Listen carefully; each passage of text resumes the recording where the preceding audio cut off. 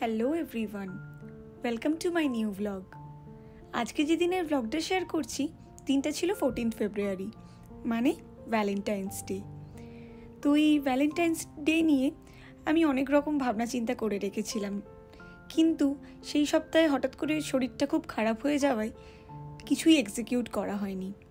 তো লাকিলি শুক্রবার দিন মানে 14 তারিখ ঘুম থেকে উঠলাম, শরীরটা বেশ ফ্রেশ লাগছিল। তো বেলার দিকে ভাবলাম চান টান করে যাই, কিছু তো করছি না, একটু ফুলই নিয়ে আসি।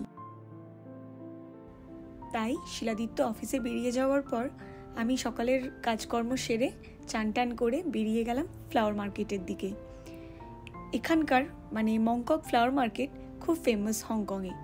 দূর দূর থেকে লোকজন আসে এখান থেকে ফুল কিনতে। আমি এই ফুলটা কিনলাম ওর জন্য।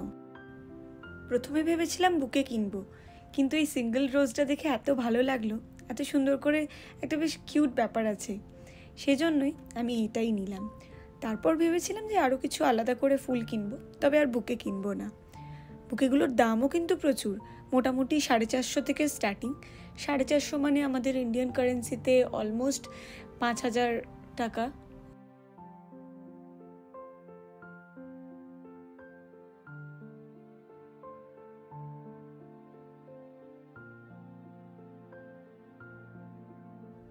আমি মাঝে মাঝেই এখানকার ফ্লাওয়ার মার্কেটগুলো ঘুরে ঘুরে দেখি, আমার খুব ভালো লাগে। ফুল দেখলে তো মন ভালো হয়ে যায়, তাই না?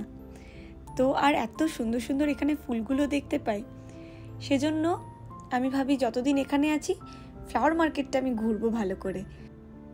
এই দোকান সেই দোকান করে ঘুরে বেড়াই। প্রত্যেকটা ফুলের দোকানে সব বিভিন্ন রকমের ফুল।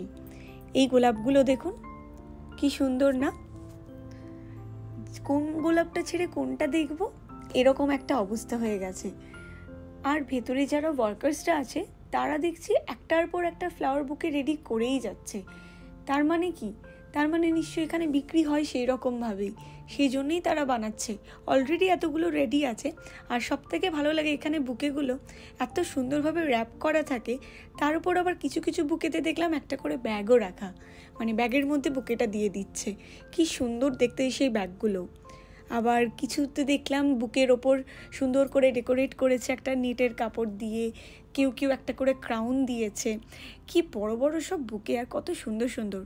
তো সমস্ত বুকের সাইডটা ঘুরে এসে আমি ঢুকলাম আমাদের পরিচিত দোকানে। তো তখন আবার এই দোকানে গিয়ে দেখলাম এই গোলাপটা, এটাও বেশ সুন্দর লাগছে, তাই না? সিঙ্গেল গোলাপটা বেশ ভালো লাগছে, কিন্তু ওটা নিলাম না কারণ আমি অলরেডি কিনে নিয়েছিলাম। তো তারপর ভাবলাম আমাদের ফুলদানিটা সাজানোর জন্য আরও কিছু ফুল নেব।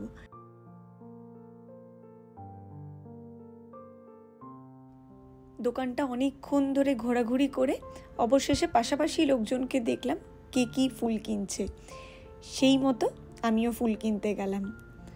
আসলে এত ফুল দেখে চোখ ধাঁধিয়ে গেছিলো আমার।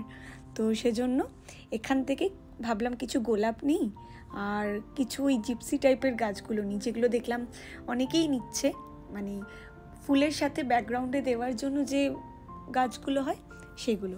তো আমি আগে ভাবছিলাম এটা নেব, তারপর চোখ পড়লো পেছনের ওই যে আগুন কালারের গোলাপগুলো আছে ওই দিকে। আসলে তো ইচ্ছে করছিল দোকানে যত গোলাপ আছে সব নিয়ে নিতে।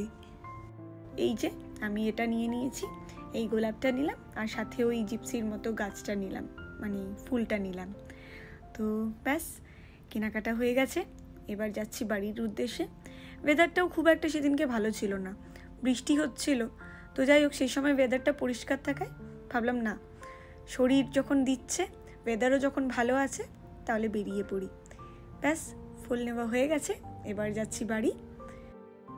প্ল্যান তো ছিল অনেক রকমের ভালো ভালো রান্না করব, হাউস পার্টি করব। যাই হোক, সেসব তো এখন আর হবে না, শরীর পারমিট করছে না বলে। তাই আপাতত ফুল দিয়েই আমি আমার ভ্যালেন্টাইন্স ডে সেলিব্রেট করব। আপনারা জানাবেন ব্লগটা কেমন লাগলো। অ্যাকচুয়ালি সবাই ভালো থাকবেন, বাই।